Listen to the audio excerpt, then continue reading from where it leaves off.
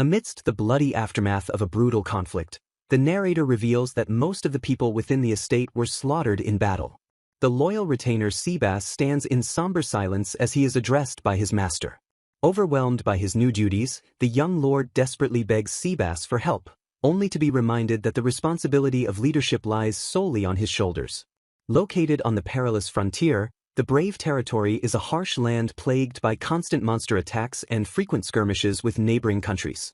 Coming from a long line of militant men, the current lord surprises his family's retainer with his unexpected aptitude for handling complex paperwork.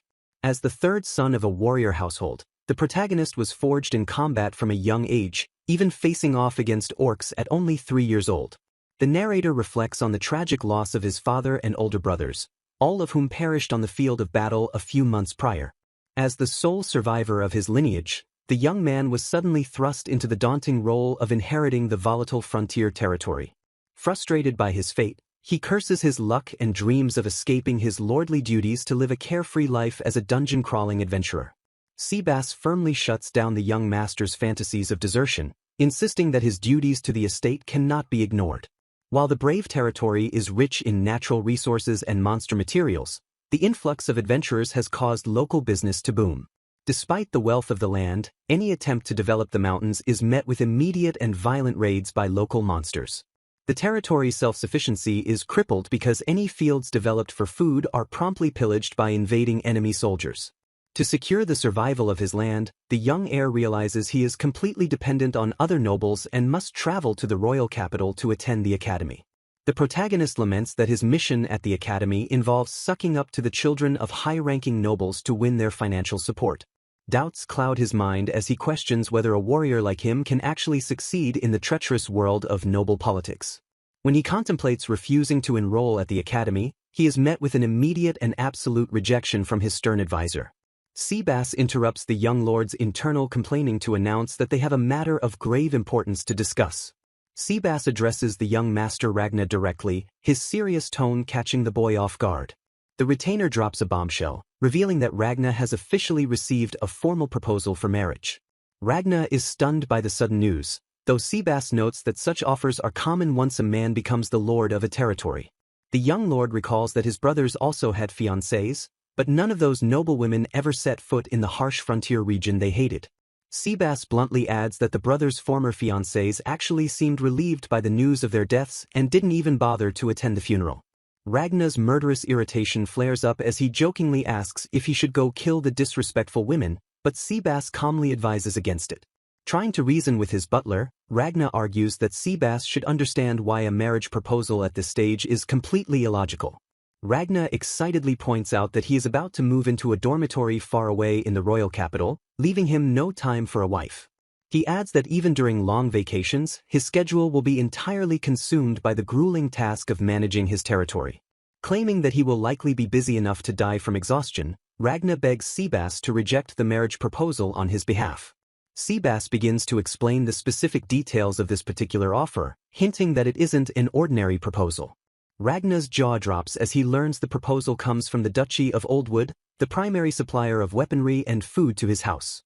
Ragna asks Seabass to remind him of their rank, realizing that an Earl of the Frontier is far below the status of a powerful duke.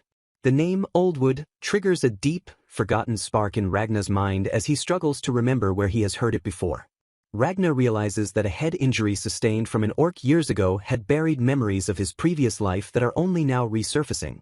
He is struck with bewilderment, wondering why he had completely forgotten his true origins until this specific moment. The shocking truth dawns on him. He is a reincarnator who has been reborn inside the world of a specific game. Ragna recalls enjoying the culture of Japan in his past life, though he can no longer remember his original name. With a sense of dread, he identifies the world he currently inhabits as the setting of an otome game he used to play. The young lord looks out at his surroundings with a new, terrified perspective on his reality. He remembers the plot follows a commoner protagonist who enters an aristocratic school and falls for high-ranking capture targets. His blood runs cold as he recalls that by the end of the game's story, the royal capital is destined to become a burning battlefield.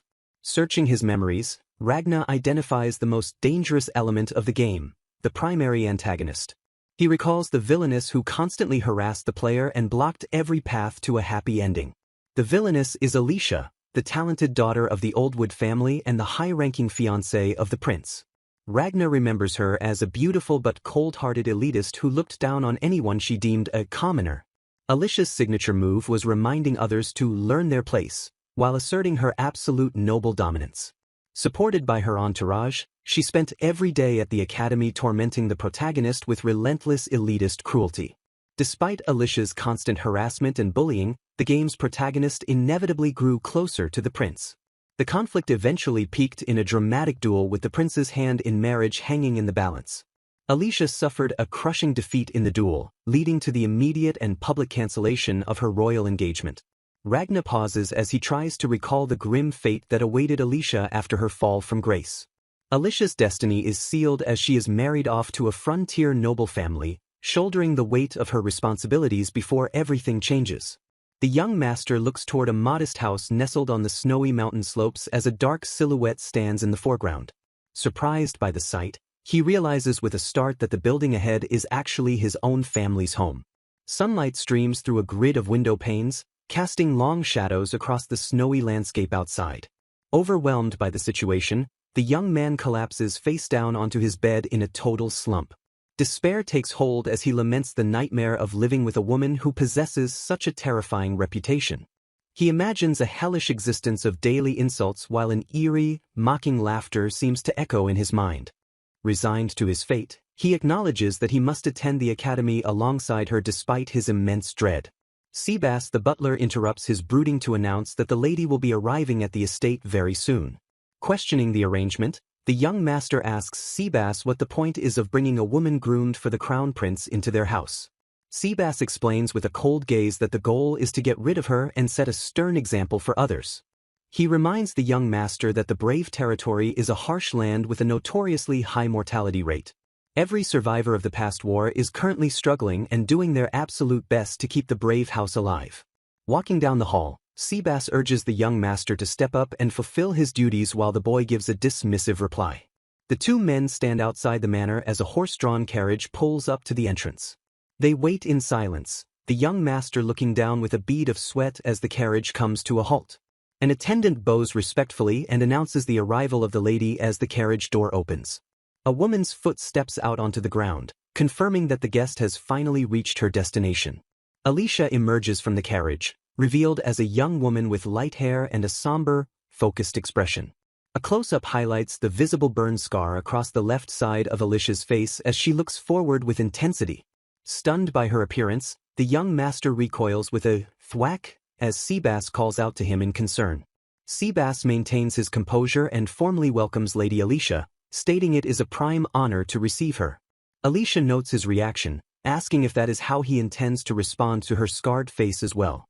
The young master tentatively asks how she received the injury, noticing the severity of the burn. Alicia tells him it is alright if he doesn't want to discuss it, appearing used to such uncomfortable interactions. The young master counters by explaining that having scars like that is actually quite normal in the Brave territory. Alicia stares at him with wide, curious eyes, seemingly taken aback by his unexpected and casual response.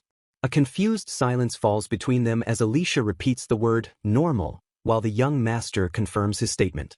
He elaborates that their land is full of soldiers and adventurers who are constantly covered in various wounds. Internally, he reasons that Alicia's specific burn likely originated from the duel that led to her disgrace. A dramatic close-up focuses on the large scar, emphasizing the physical mark left by her past. He reflects on how her beauty was ruined, making her a perfect candidate for a life lived in exile and disgrace. Alicia snaps out of her daze with a start as she is addressed by her title once again. The young master is shocked to see the daughter of a duke arriving alone without a single maid or servant. A heavy silence hangs in the air as the carriage departs, leaving the two of them alone in the forest setting. Seeing her single piece of luggage and small carriage, he quickly discerns the true depths of her dire situation. Her defeated expression reminds him of a captured enemy soldier who has completely given up on everything. Seabass regains her attention and politely gestures for Lady Alicia to follow him into the house.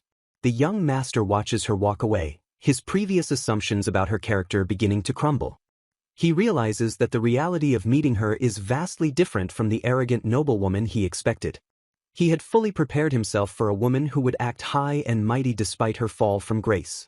Seabass leads the way, informing her that he will show her to her new room within the estate.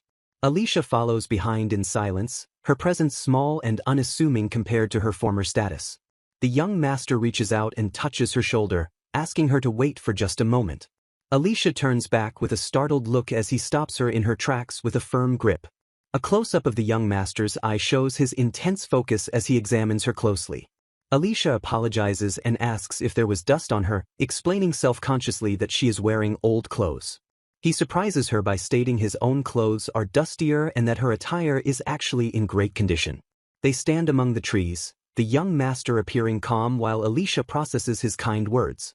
The young master stares forward with a steady gaze, seemingly determined to treat his new guest with unexpected respect. In a world of dark mysticism, a demon bug is revealed as a curse born from a person's intense grudge. These parasitic entities cling to their victims in numbers that directly correspond to the level of hostility directed at them, with Alicia currently infested by nearly 100. The sheer volume of these spectral parasites suggests that Alicia has cultivated a staggering number of enemies. While a normal person would be driven to insanity by such an infestation, Alicia remains unerringly calm and shows no signs of breaking. A close-up of a character's focused gaze suggests they are deeply analyzing the anomaly of Alicia's situation. The observer decides to shift their perspective to better understand the underlying mystery of Alicia's behavior. They question why a lady like Alicia, who was meticulously educated to be a queen, would suddenly provoke a duel with a commoner. Reflecting on the nature of this Otome game world, they realize Alicia's existence was likely distorted to fulfill the necessary role of a villainess. The observer feels a sense of shared struggle, noting that both they and Alicia are being ruthlessly tossed around by the whims of fate. Because this is a game world, the observer possesses the forbidden knowledge of how Alicia's tragic story is supposed to conclude.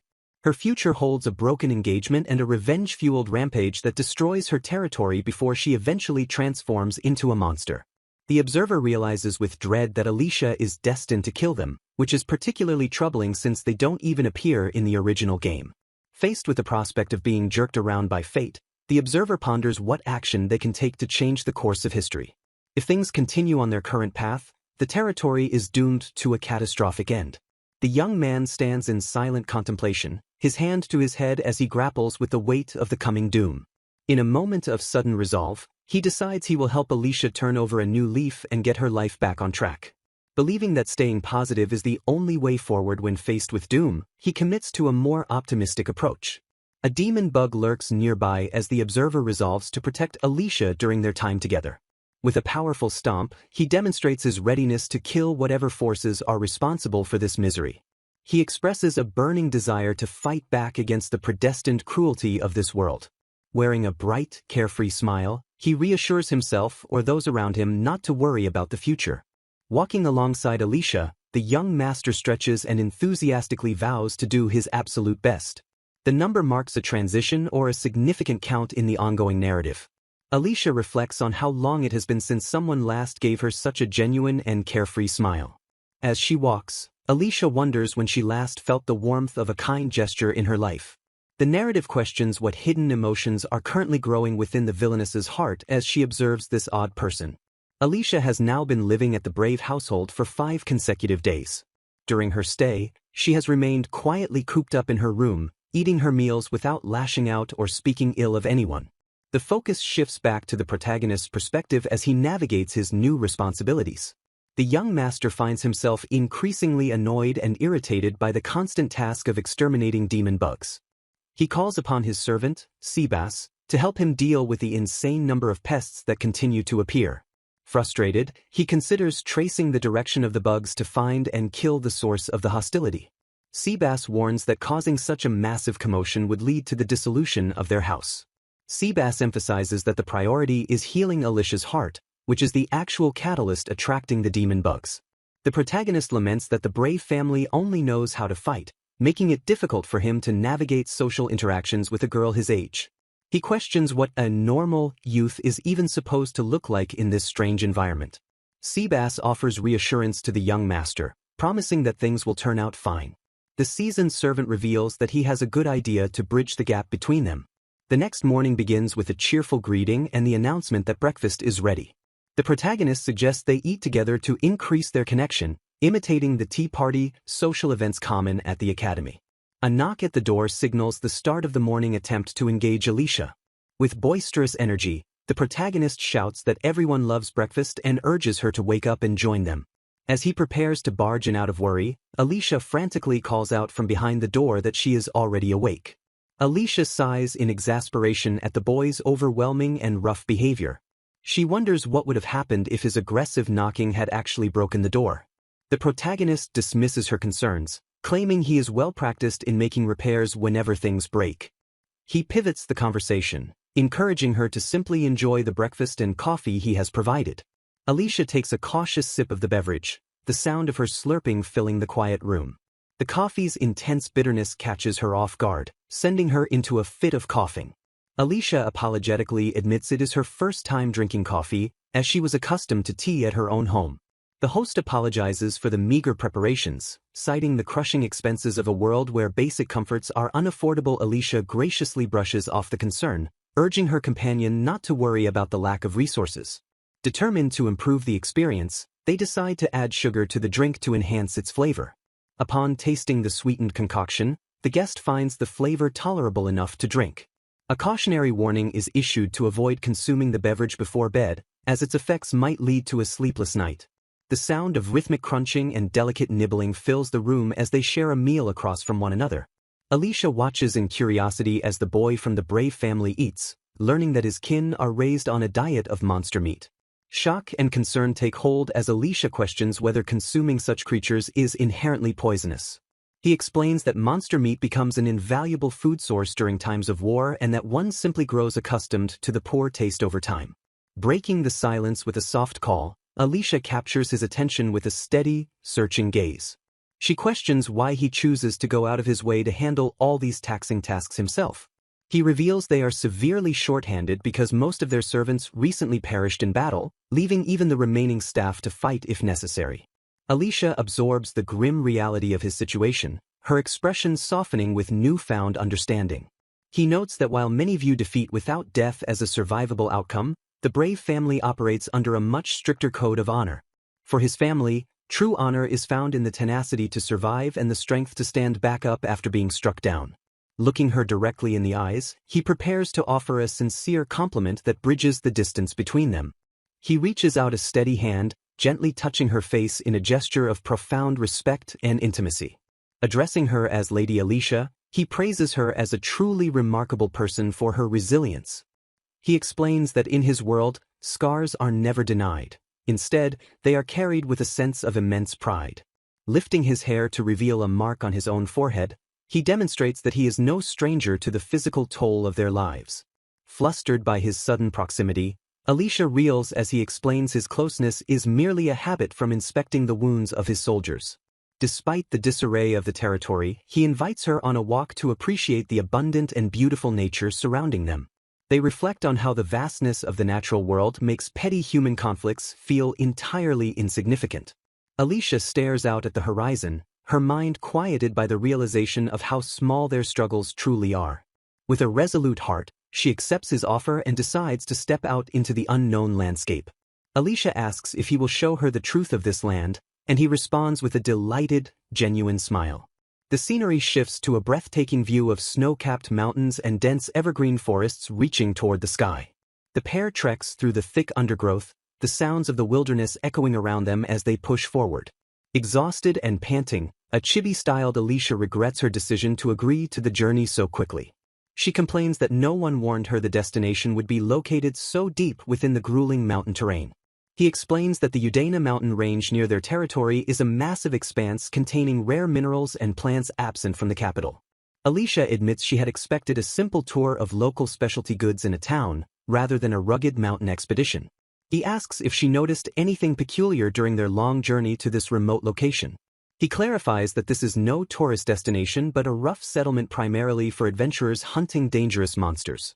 He shares a dark anecdote about gamblers betting on his father's death in battle, noting that his associate Seabass took care of those involved. Realizing the grim nature of his tale, he quickly offers his apologies for sharing such an inappropriate story with a lady. Alicia reassures him that if such harshness is normal for this place, she is willing to accept it. She draws a parallel to her experience with the bitter coffee, acknowledging that she is learning to handle the local ways. He suggests taking a short break, inwardly admiring her earnest efforts to adapt to an unfamiliar and hostile land. The two find a quiet moment by the edge of a flowing mountain stream, surrounded by ancient trees. Refreshing herself with the cool water, Alicia is delighted by its purity and taste after their arduous climb. He explains that the high altitude and low evaporation of the Udana range preserve the water's pristine clarity. This level of natural purity is a luxury that simply cannot be found back in the royal capital. He turns his attention back to Alicia, preparing to impart more wisdom about the land they stand upon. He tells her that while the land is fundamentally harsh, learning its secrets can make the struggle more bearable. She listens intently as he emphasizes the importance of education and understanding in the face of adversity. The core of survival, he claims, is to never underestimate your surroundings and to understand both allies and enemies deeply. He attributes these philosophies to the core teachings of the brave family, which mirror proverbs from other worlds. In this frontier, people decide their own fates and fight for what they believe in based on their own understanding. Alicia notes that the expressions of the locals are far more complex and human than the rumors in the capital suggested. He looks on with a faint, knowing smile, pleased that she is beginning to see his home for what it truly is. Following deep contemplation, Ragna leads Alicia through the brave territory where the somber people are known never to laugh. He explains that while it is okay to laugh about their situation, the territory is a place where people gamble with life and death for entertainment. Ragna urges Alicia to shake off her worries and move forward as their destination is finally just ahead. Catching her off guard with a gentle smile, Ragna points out the contradiction in her telling him both to laugh and not to laugh. Alicia looks at him with realization, remarking that he truly is a strange person. The Duchess gazes out in stunned silence as a breathtaking view of the sprawling land begins to reveal itself. A massive, ethereal landscape of the territory unfolds, showing a vast world of mountains and shimmering lights. Staring at the horizon in awe, Alicia is left speechless by the magnificent beauty of the territory. Ragna admits that while it might look like any other view to some, this is his favorite place in the world. Hoping to ease her fatigue after their long walk, Ragna suggests they settle down for a light snack. Taking a moment of courage, Alicia politely asks if she may address him as Lord Raguna. Ragna tells her it's fine to drop the honorifics and polite language since he isn't used to them anyway. Alicia hesitates, finding it difficult to abandon the formal etiquette she has known her whole life. Ragna insists that in this land, such formal matters are considered nothing more than a small, insignificant thing. Accepting his perspective, Alicia concedes that what he says is likely true for their current circumstances. Softening her tone, she calls out to Ragna as she prepares to ask a much deeper question. She asks what he would do if, after endless worrying and making a difficult decision, he ended up regretting the unavoidable outcome. Alicia stands in pensive silence, waiting for a response that could ease the weight on her heart. Ragna looks back with a somber expression, reflecting on the heavy choices and losses they have both endured. She questions if time can truly provide a solution or if such a thought is just a nice-sounding answer to hide the pain. Deep in thought, she realizes that choosing one side inevitably means losing the other. Ragna gazes at the aftermath of past battles, acknowledging that nothing can be done for the things already lost. The Duchess expresses her ultimate fear, wondering what remains for her if there is absolutely nothing left. She reveals that she has lived her entire life for a single purpose and fears losing her identity if that purpose vanishes. The weight of her words hangs in the air as she contemplates a future where she is left with nothing at all. Alicia declares that the Duchess within her has already died, which is why she sought refuge in this forsaken land. Struggling to sever her lingering feelings, she apologizes for her improper remarks while Ragna grows frustrated with the buzzing demon bugs. The butler's advice echoes in Ragna's mind, urging the clumsy young master to simply face things with honesty. Ragna clenches his fists tightly, steeling his resolve to say what needs to be said. Turning to face her directly, Ragna calls out Alicia's name with a look of absolute determination. In a powerful moment of honesty, Ragna vows to stay by her side and protect her always from this moment on. Alicia reacts with total shock, her eyes widening as the weight of his sudden promise sinks in. Ragna promises that even if the Duchess is gone, he will protect the Alicia of the brave family no matter what. Alicia giggles and teases him for sounding unconvincing, while Ragna admits he practiced that dashing line just for this moment. He confesses to doing image training based on posh nobles, but Alicia laughs and calls him a ridiculous idiot for practicing such things. Dejected by her reaction, Ragna laments that all of his hard practice has gone completely to waste. Alicia admits that she doesn't dislike his straightforward nature because it is so easy to understand. She acknowledges that she was likely overthinking things and looks at him with newfound clarity. Alicia asks if he will still protect her even if they face malice and hostility upon returning to the academy. Ragna confidently tells her to leave it to him, claiming he is excellent at dealing with those kinds of problems. The ground shakes as Ragna excitedly calls out for Onyx to witness the success of his vow. A booming voice confirms that the dragon has witnessed the vow made by Ragna Brave. The two stand together as a massive presence looms behind them, sealing their pact in the moonlight. Ragna introduces the terrifying black dragon, Onyx, as his friend to a very confused Alicia. He casually explains that he wanted his dragon friend to be the official witness to his romantic vow. The sheer shock of the dragon's presence is too much for Alicia, sending the squishy Duchess into a tearful faint. Their first date ends with a bang as Ragna panics over Alicia fainting while the dragon watches on unimpressed. The next day, a flustered Alicia yells at Ragna, though others note the two seem to have grown much closer. Alicia demands an explanation for the dragon and the messy state of the room from the previous day. She frantically asks what that dragon was, but Ragna simply asks if she is referring to his friend Onyx. Deep within the towering mountain range lies the fearsome dragon known as Onyx. Its massive presence dominates the isolated landscape as a force of undeniable nature. The demon bugs thanks to the dragon's blessing. Someone questions the young master. They wonder aloud how he manages to remain so perfectly calm amidst the lingering danger.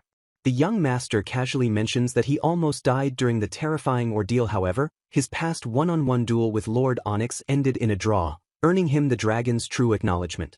A panicking fool, he deeply regrets losing his composure in this unfamiliar place. Ultimately, he admits it is fine because they were successfully able to negotiate their absolute safety.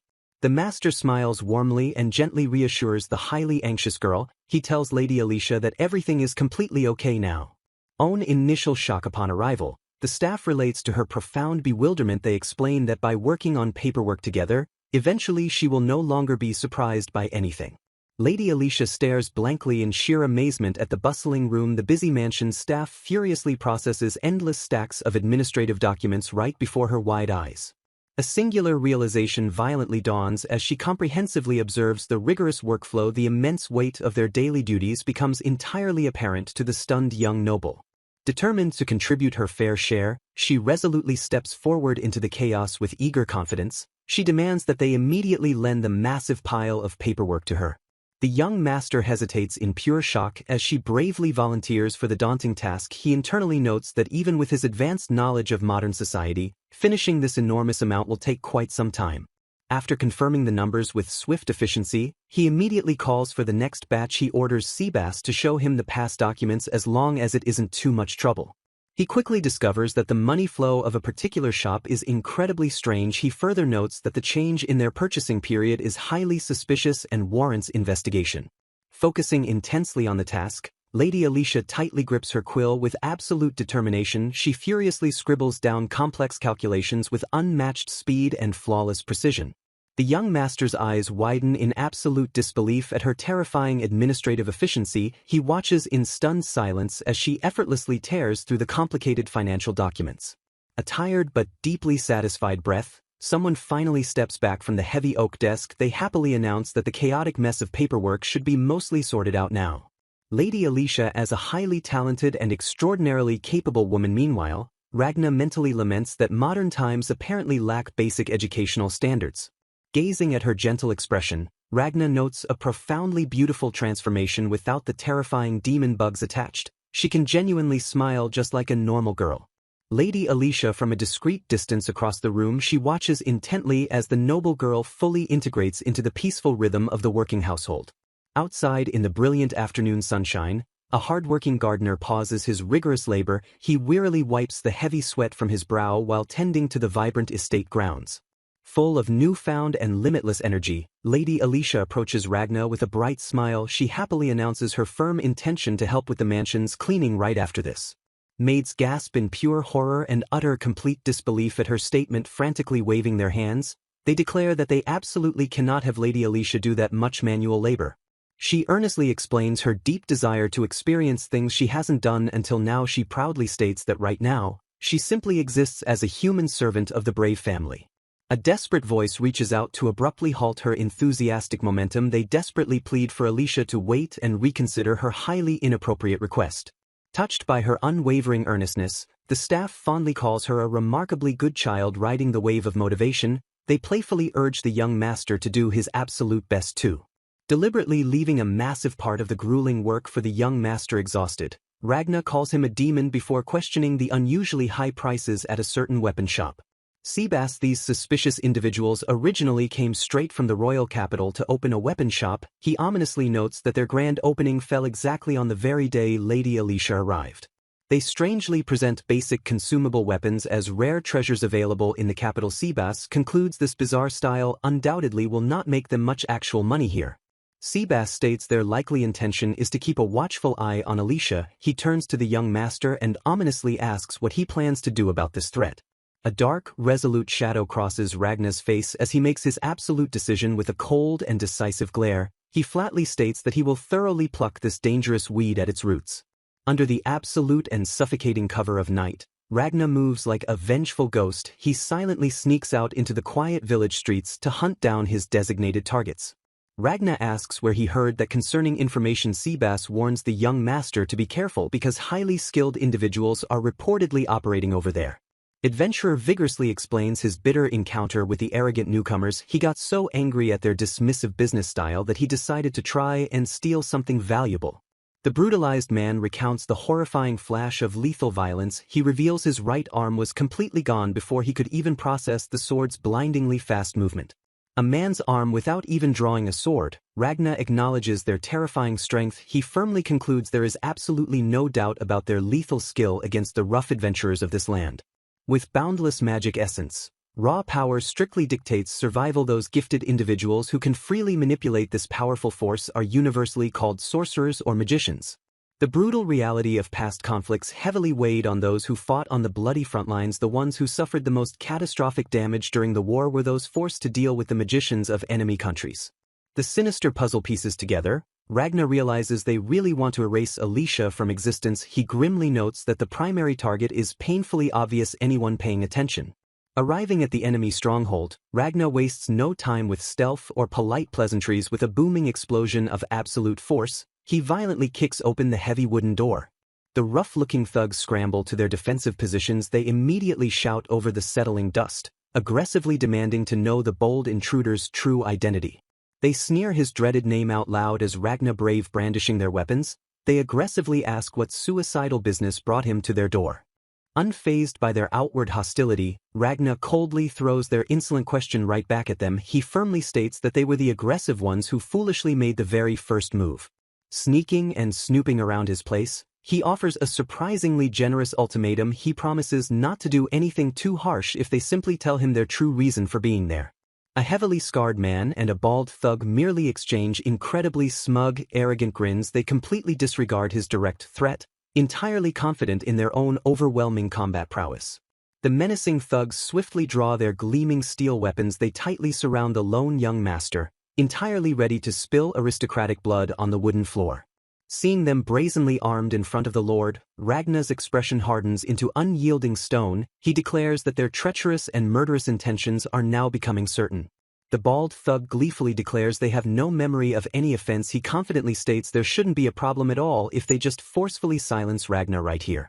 A remarkably naive third son for coming entirely alone, they initiate their lethal assault. The heavily armed thugs violently lunge forward with murderous intent to secure their supposedly easy kill. Ragna casually shatters the attacker's incoming blade into jagged pieces. He effortlessly deflects the lethal strike and coldly dismisses their pathetic attempt as completely weak. Ragna seamlessly pivots his body into a devastating counterattack. A remarkably powerful kick sends a heavy thug flying backward across the room with a pained grunt.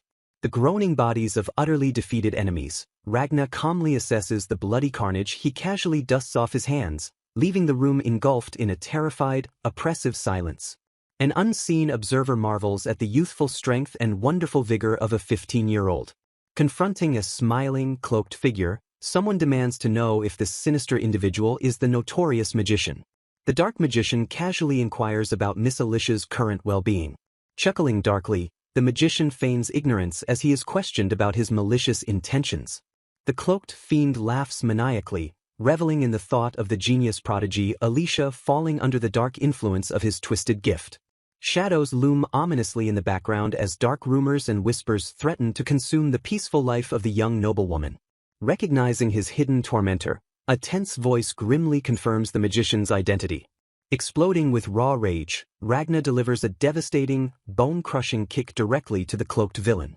He furiously accuses the wincing magician of relentlessly sending swarms of demon bugs day after grueling day. Looming over his defeated foe, Ragna promises to violently teach the dark magic user a lesson about the Alicia of today.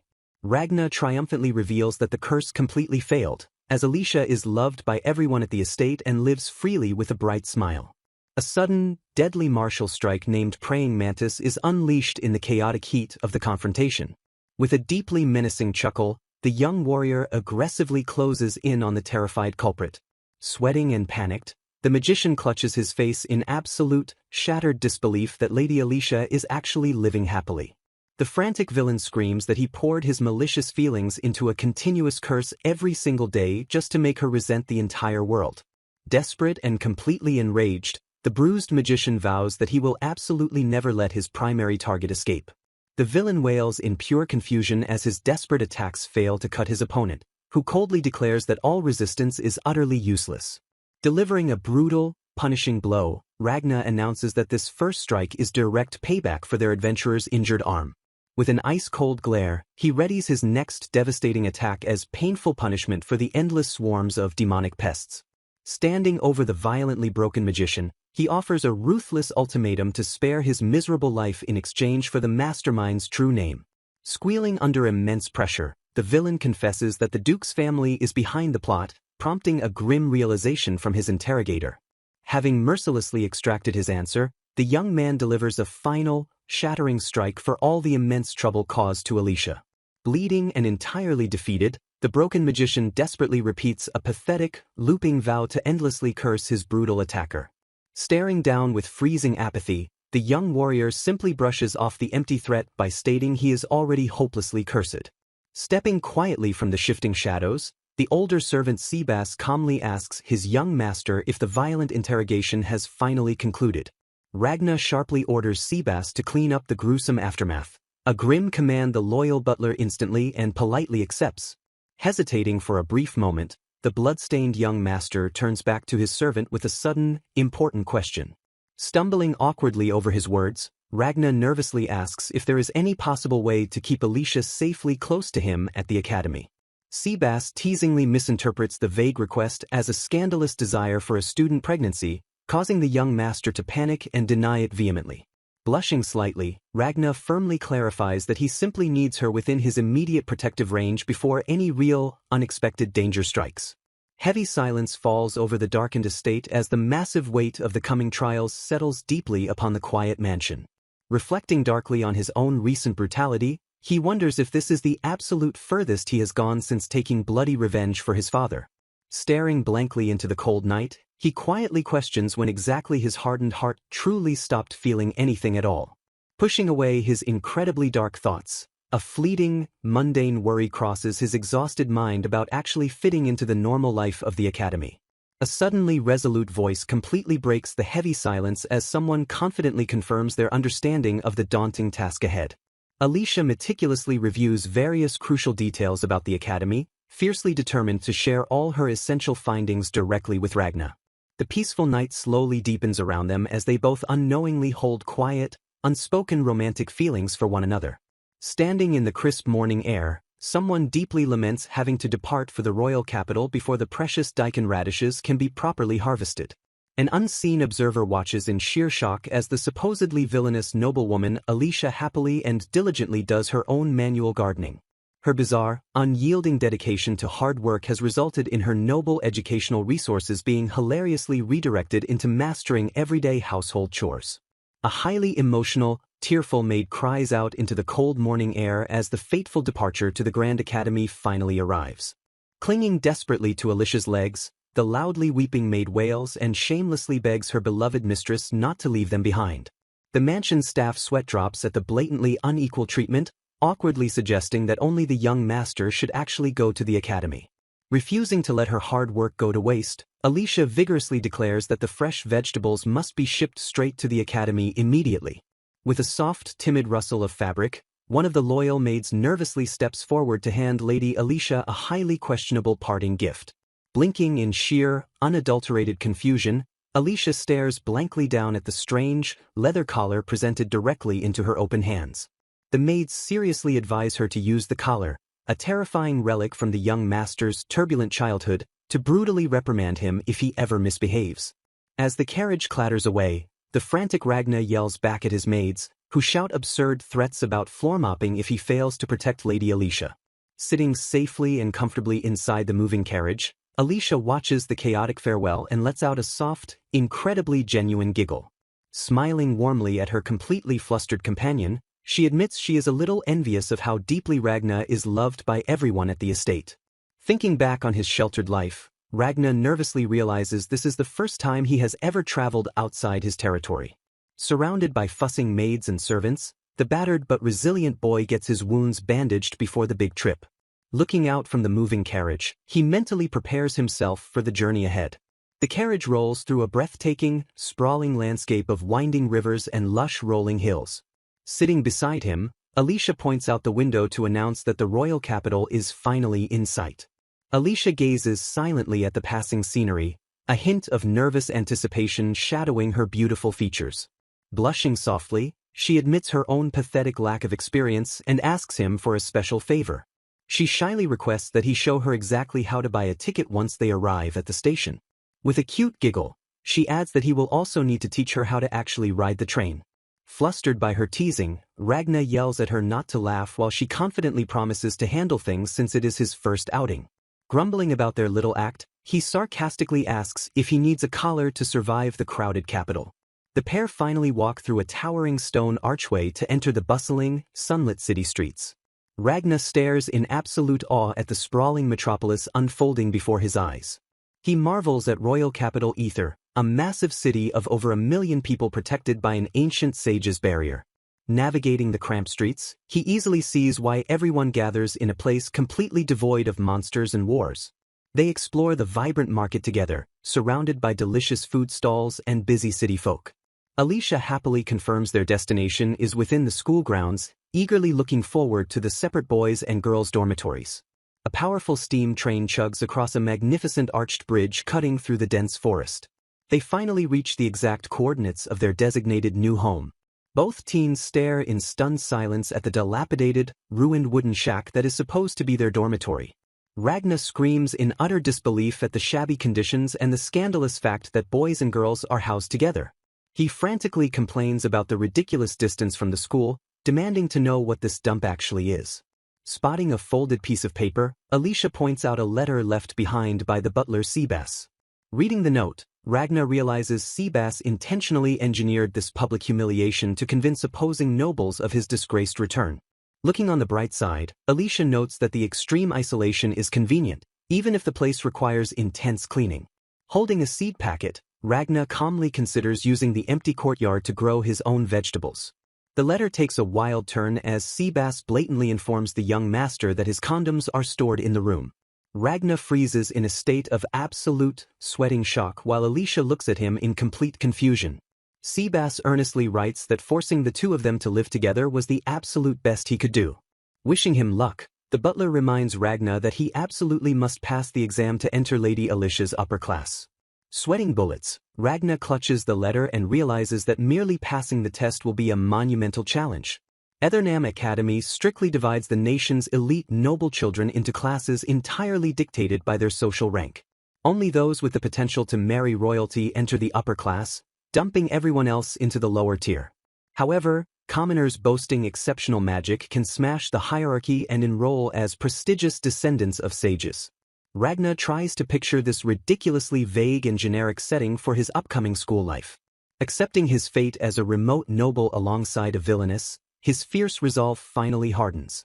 Rolling up his sleeves with a smirk, he declares that he is fully prepared for a contest of raw skill. Staring ahead with burning determination, he promises Alicia that he will show everyone they can win. Arriving at the Grand Academy grounds, a furious instructor immediately screams at Ragna for being late. The burly teacher clicks his tongue in disgust, openly mocking the remote noble for keeping an elite upper-class teacher waiting. Dressed in simple sportswear, Ragna politely apologizes and admits he got lost during his first visit. The arrogant instructor rolls his eyes and insults the boy, dismissing him as a pathetic slowpoke. Pointing to a black testing obelisk, the teacher barks at him to shoot his maximum magical output for the basic exam.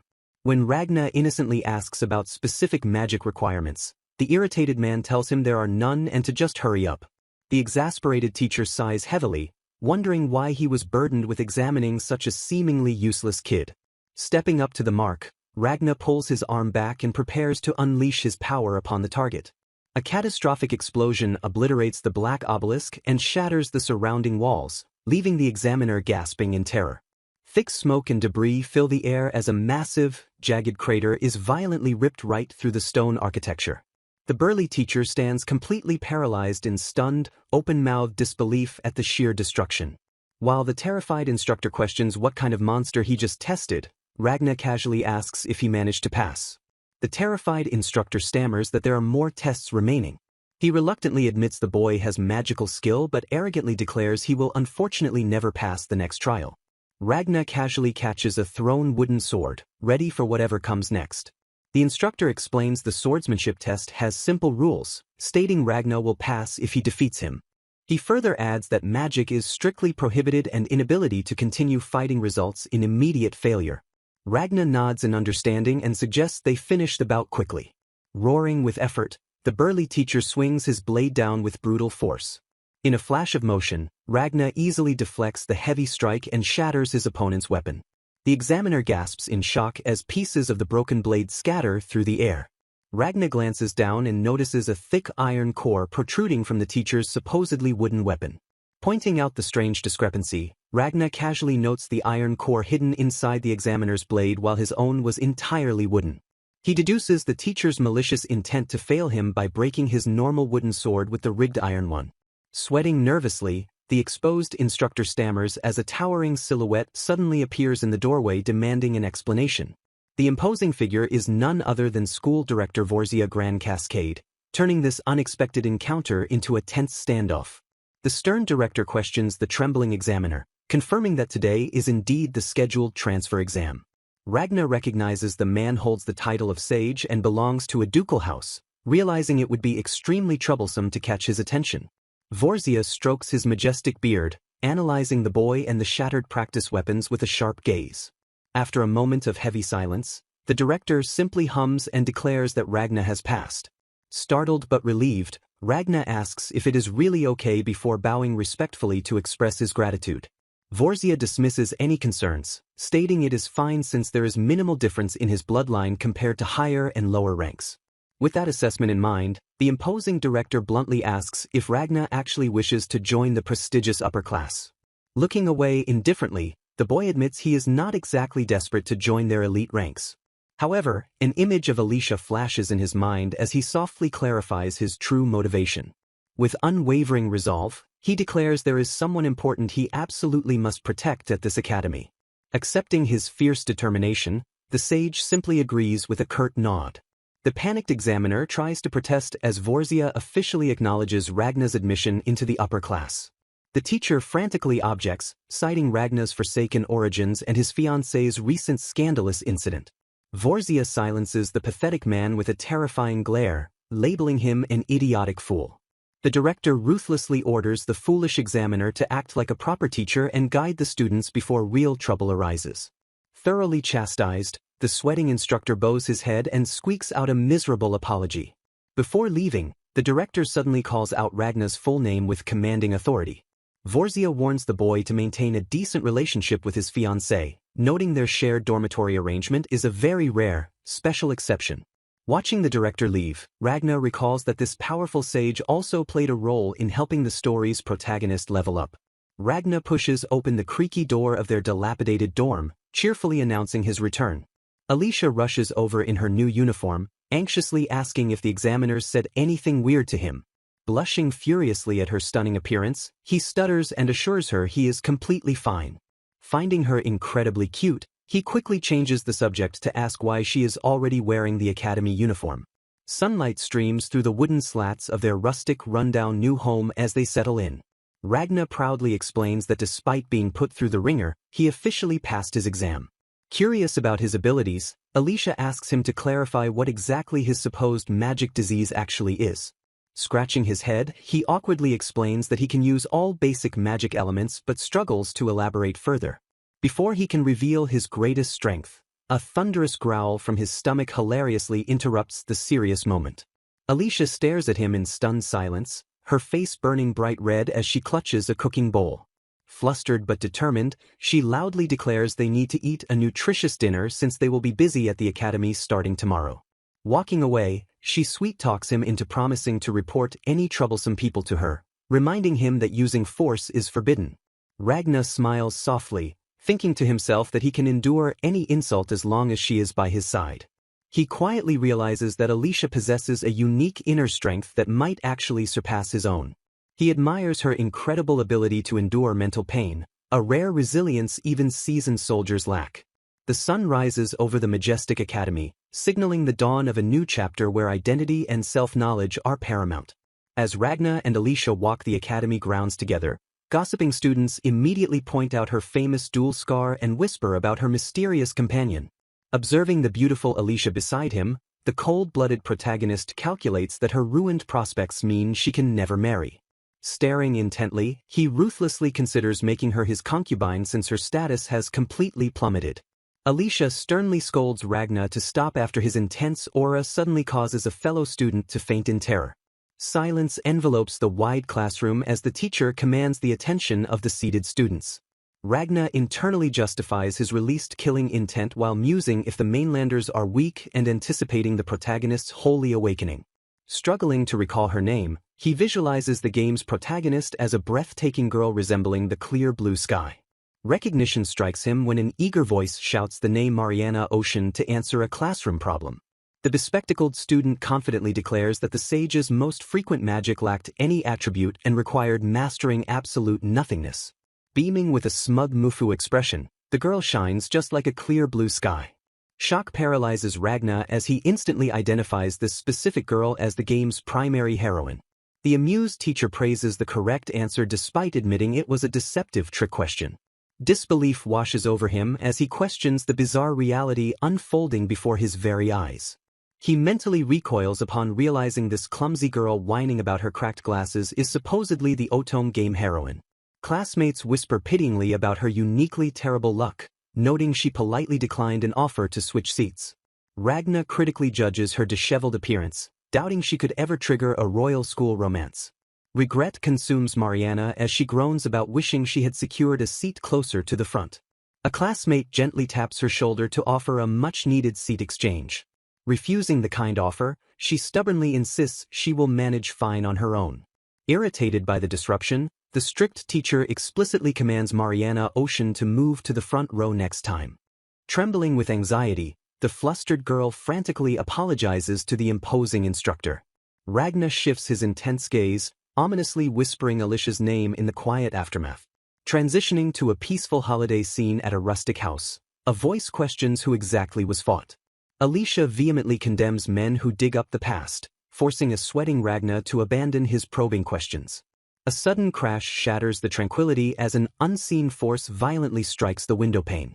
Alarm spikes through Ragna as he instantly raises his hand in a hyper-focused defensive posture.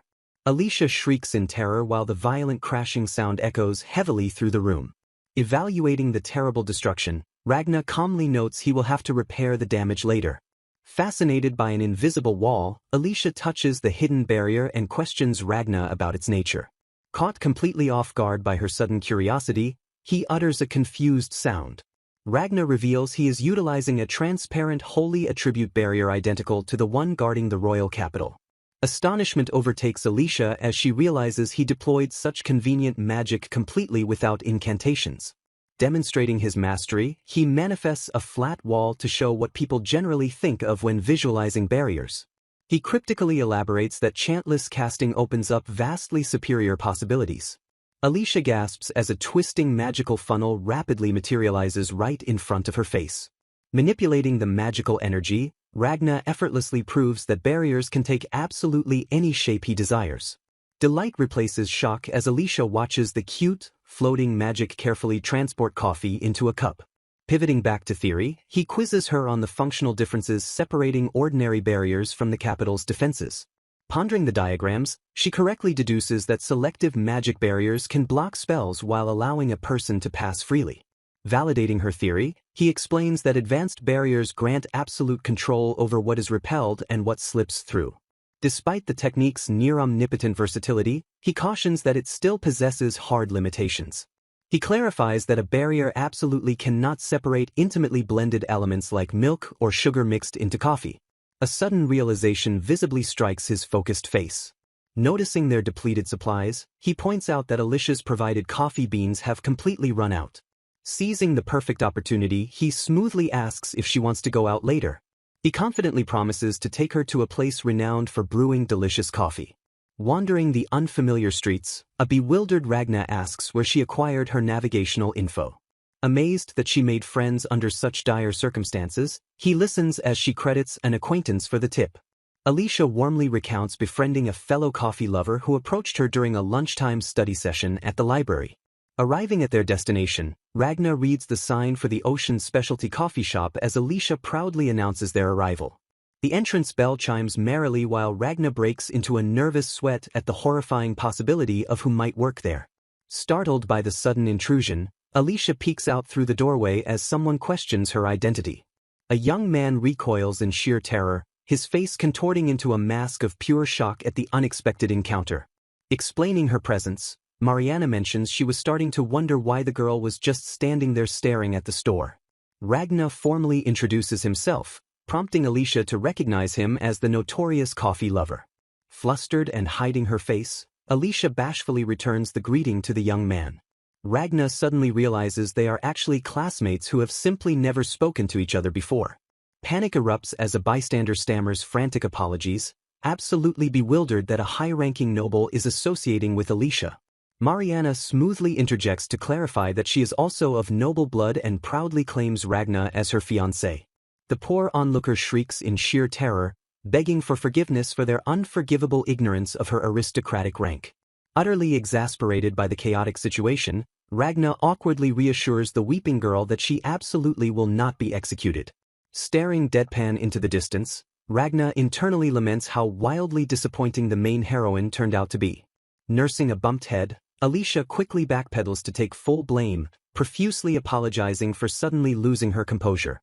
Gripping her dress in embarrassment, Alicia bashfully admits she was simply overeager at the prospect of finally making a friend. Mariana gently explains her own misunderstanding, having assumed Alicia was a fellow commoner after spotting her drinking coffee in the library. Pondering the situation, Ragna quietly reflects on how coffee is universally viewed as a peasant's beverage in this fantasy world despite his love for it. Startled by the revelation, Alicia frantically pieces together that she mistakenly assumed there would be two disciples of the sage. Alarms ring in Ragna's mind as he realizes this timeline deviates from the game's original plot regarding the sage's two disciples. Mariana pieces together Alicia's isolation, asking if she was entirely oblivious to the massive uproar caused recently. Sweating nervously, Alicia expresses sheer disbelief that such a massive, controversial incident unfolded completely behind her back. Dropping a hilariously pathetic truth bomb, Alicia confesses that she completely missed the event because she accidentally boarded the wrong carriage. Ragna's gaze sharpens with suspicion as he questions whether taking the wrong carriage on such a critical day was truly just a random coincidence. Leaning over the counter, Mariana bluntly points out the hilarious contrast between Alicia's magical genius and her hopelessly scatterbrained nature. Proud yet incredibly self-deprecating, Alicia cheerfully confirms that her parents consider her completely useless at absolutely everything except magic. A heavy pause descends as Ragna cautiously inquires about the current whereabouts of her parents. The energetic mood shatters instantly as Alicia reveals her parents passed away from a tragic illness just a year prior. Stung by Mariana's sharp glare, a flustered Ragna frantically apologizes for blindly stepping onto such a painful conversational landmine. Brushing off the awkward tension with a brave face, Alicia quickly reassures them that no offense was taken. Staring solemnly at her dress, Alicia softly credits her late parents for paving the path that brought her to the academy today. Eager to shift the somber mood, Alicia abruptly remembers her hosting duties and cheerfully offers to brew her guests some coffee. Mariana takes a delicate sip and immediately lights up, blown away by the incredible deliciousness of the brew. Beaming with pride, Alicia graciously accepts the soaring praise while Mariana ruthlessly notes how vastly superior it is to Ragna's coffee.